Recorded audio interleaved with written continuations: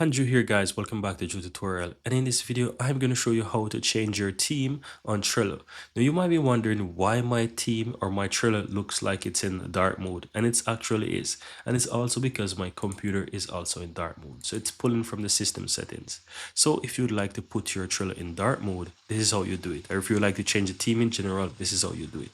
So what you want to do, simply click your profile on the upper right hand side, and here you have theme. You click on that and it's going to show you that you have the light mode. Now, if your computer is not in dark mode, then you will have the system settings or the match system, right? And that would be the light mode in general, as you can see here. But in case you want to have it in dark mode, you also have the option here to switch to dark mode as well.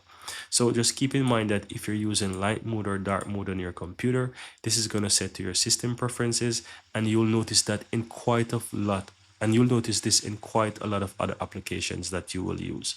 They also have the option to use your system settings or your system theme. So you'll realize that for other applications that gives you the possibility to change it light mode or dark mode, that you'll be able to switch it in dark mode as well.